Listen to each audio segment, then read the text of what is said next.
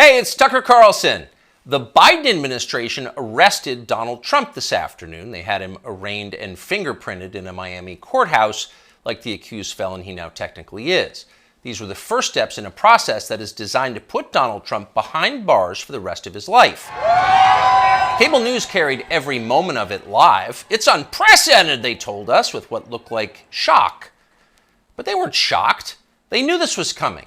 Everyone who's paid attention knew it was. What just happened was always going to happen. It's been inevitable since February 16th, 2016. That's the day Donald Trump made a blood enemy of the largest and most powerful organization in human history, which would be the federal government. Despite what you may remember, it wasn't anything that Trump had said about immigration or trade with China or rapists from Mexico. Those are the stories that dominated the headlines that year. Trump's a racist, they screamed. Stop him! But inside Washington, that was just noise. None of it really rated. Identity politics doesn't mean much to permanent Washington. What matters, then and now, is foreign policy. The invasions and occupations and proxy wars. The decisions that determine which global populations will thrive and which will die. The policies that come with trillion-dollar price tags. The ones that, over time, have made the counties around D.C. the richest suburbs in the world. In Washington, that's what actually matters. And it's obvious when you look carefully. When there's a debate about anything else, for example, the debt ceiling, both sides take their assigned positions and they start yelling. But when Congress decides to start a war, no matter how foolish or counterproductive or obviously disconnected from America's core interests that war may be, when that happens, the leaders of both parties automatically jump behind it like circus clowns. And then they stay there, sometimes for decades. They defend that war relentlessly against all evidence until somebody finally rings the all-clear bell and they can begin to admit that actually, maybe it wasn't such a great idea. We meant well, but it just didn't work out. The good news is we've learned a lot of important lessons. In the end, they usually do say something like that, but only after emotions have cooled and the damning details have begun to fade from collective memory. It's an apology that's not actually an apology, much less repentance, and it's years too late to matter in any case. But until then, that's all you're getting. Until then, no dissent is allowed. That's the first rule of Washington. But somehow, Trump didn't bother to follow it. He is from out of town, so maybe he didn't know it was a rule, or maybe he just didn't care. Either way, 7.5 years later, we can point to the precise moment that permanent Washington decided to send Donald Trump to prison. Here it is. It's from the Republican candidates debate in Greenville, South Carolina. We should have never been in Iraq. We have destabilized the Middle East. They lied. Okay. They said there were weapons of mass destruction. There were none, and they knew there were none. There were no weapons of mass destruction. All right. We should never have been in Iraq, Trump said. We destabilized the Middle East. Now, by the time Trump said that, a lot of Republican primary voters were starting to reach the same conclusion. How could they not? But it was the next line that doomed Trump to today's arrest. They lied, he said. There were no weapons of mass destruction, and they knew there were none. Now, when he said that, a few in the crowd booed. Most just sat there in silence, stunned. Can he say that? Well, he said it anyway. And by saying that, he sealed his fate. That was the one thing you were not allowed to say, because it implicated too many people on both sides, which on this topic is really just one side. Hillary Clinton was guilty of it, but so was Paul Ryan. All of them were guilty. They all knew. They all lied. And to a person, they hated Donald Trump for exposing them. After that, it was pretty clear that even if he did get elected president, Trump was going to have a very hard time controlling the federal government he was supposed to be in charge of. Most of permanent Washington decided that thwarting Trump was the single most important mission in their lives. Everything depended on it. Many of them said so publicly. But others didn't say so publicly. In fact, the stealthier ones took another path. They ran toward Trump, not away from him. They sucked up to him.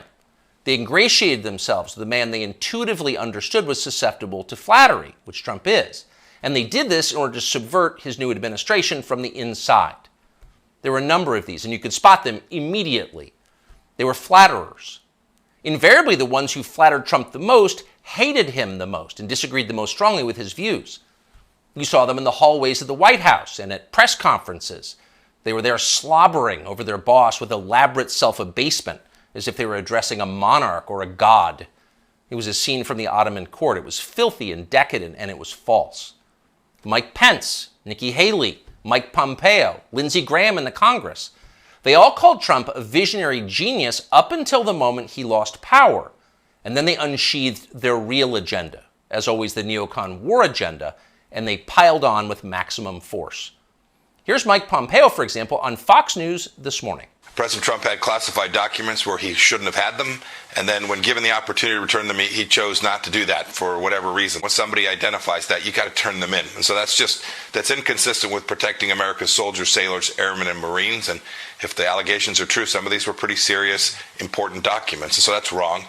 May future historians hoping to unlock the mysteries of late Empire Washington study that clip, because it will reveal everything.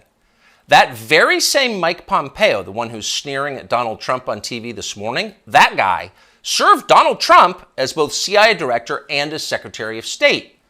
Those are the two most powerful jobs in the federal government. And as he worked in those jobs, Pompeo promised, in fact, he swore, to support the president's agenda. Why? Because that's the way a democracy works. You vote for a candidate in the belief that his appointees will carry out the policies that you voted for. It's not about the president, it's about you, the voter. But Pompeo didn't do that. He didn't even try to do that. In fact, he undermined Trump's often stated commitment to peace and non-intervention abroad at every turn. His every waking hour was devoted to fomenting war in some faraway foreign country or other. Iran, Syria, Russia, North Korea, the list goes on. But rather than telling Trump that he disagreed with his ideas, as a man would, Pompeo toadied up to Trump, a man he despised, in the oiliest, most over-the-top way imaginable. Ask anyone who worked in that White House at the time. Who is the appointee most likely to tell Donald Trump on a daily basis that he was handsome, virile, sleek, and powerful? Mike Pompeo. That will be the consensus answer. Those of us who saw firsthand Pompeo's relentless kowtowing will never forget it. It was indelibly repulsive. No one with self-respect could do something like that. But Mike Pompeo did it effortlessly, with relish and verve. Now, this same person is telling Fox News viewers that he fears for the safety of our military, our soldiers, sailors, airmen, and Marines, in the approved phrase, because Donald Trump took some classified documents home and didn't immediately return them to the National Archives? What a lie that is. Mike Pompeo knows that's a lie. He spent his entire life in Washington. Washington is a city where internal memos about Labor Day are classified because everything is classified. Your government has classified more than 1 billion federal documents, most of them boring and pointless and a danger to no one, and locked them away in secret where you can't see them because you may be an American citizen, but not really, and therefore you don't have the necessary clearances to know what's going on. And by the way, none of this is done in order to make America safer, any more than COVID restrictions were designed to keep you healthy. No, it's a caste system. That's the point. And you're the untouchable in this hierarchy. Mike Pompeo knows that. Everybody who works in Washington knows that. How many secret documents do you think Dick Cheney took home with him while he was running the Iraq War? How many did his wife read? She never had a clearance. We'll never know the answer because there is no chance Dick Cheney will ever be investigated or his staffers will be told to wear wires in his presence. He will never be indicted for this. Of course not.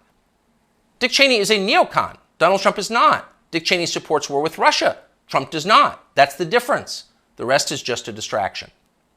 The prosecution of Donald Trump is transparently political. He's literally Joe Biden's main political opponent. He's polling over 60% among Republican voters right now. So Joe Biden is doing what no president has ever dared to do. He's using law enforcement to lock up his chief rival. That's happening right now. Anyone who denies it's happening is lying to you. But actually, it's worse than that. Trump's prosecution isn't just political, it's ideological. Nobody with Trump's views is allowed to have power in this country. Criticize our wars and you're disqualified. If you keep it up, we'll send you to prison. That's the message Washington is sending. Not just the Democratic Party is sending, but both parties are sending. Like so many Republicans, for example, the supposedly conservative governor of Texas, Greg Abbott, spent yesterday totally ignoring the destruction of the American justice system. Instead, he signed a highly important bill called the Crown Act, which according to the celebratory tweet Abbott sent commemorating it, will, quote, prohibit discrimination based on textures and hairstyles historically associated with race. In other words, in Texas, cornrows are now protected by law. Having unapproved views about Ukraine is not. That's fine with most elected Republicans. They find Trump tiresome and embarrassing. Their donors hate him. They will not be sad if he dies in jail. But what about voters? What are they learning from this spectacle? Well, mostly they're learning that they have no power at all because nobody cares about them. But they already knew that. Unlike so many of our elected leaders, they have been to America recently. They know what it looks like. Have you seen it? If you've got a few days this summer, find out. Take a road trip and see for yourself. Drive 500 miles in any direction and then come home. How are things looking? Well, they should look great. The federal government spent $6.5 trillion last year. That's more than any government has ever spent, ever. So at the very least, you would expect pristine public roads. Oh no, that's not what you see when you drive around this country. There are potholes and Jersey barriers everywhere. Looks like Tegucigalpa before the Chinese decided to rebuild the infrastructure of Honduras. We don't have China buying our roads. So they're falling apart. You'd think the people you would pass on your road trip would look happy and prosperous. Again, this is a very rich country. But a lot of them don't. Quite a few appear to be strung out on drugs. You see them shuffling by shuttered storefronts in small towns. And you wonder, as you see all of this, where did all the money go? It's certainly not here. Well, it's in Washington. It's in Fairfax and Loudoun counties, and in leafy, perfectly manicured Northwest D.C. And of course, a huge chunk of it went to Ukraine, to Zelensky and his friends. Not because you voted for that. You didn't vote to give it to them. You never would. But because Joe Biden and his many allies, from Chuck Schumer to Mitch McConnell to Paul Ryan, and every single news anchor on all of television, all of them believe that Ukraine, its borders, its future, its infrastructure are all more important than the town that you live in. They sincerely think that, and it's obvious. Everyone in power thinks that, except for Donald Trump. Whatever else you say about him, Trump is the one guy with an actual shot at becoming president who dissents from Washington's long-standing pointless war agenda. And for that one fact, they're trying to take Trump out before you can vote for him. And that should upset you more than anything that's happened in American politics in your lifetime. Even if you don't plan to vote for Donald Trump, even if you would die before voting for Donald Trump, which is your right and a lot of good people feel that way, even still, the destruction of our democracy, which is the right of voters to support any candidate they want, even candidates who don't want war with Russia, the destruction of that should keep you up at night. Yes, Donald Trump is a flawed man, but his sins are minor compared to those of his persecutors. In this life, we don't get to choose our martyrs. We can only choose our principles, and America's are at stake. You often hear people say the news is full of lies. In Kennedy's motorcade, 239 people. Death of Jeffrey Epstein.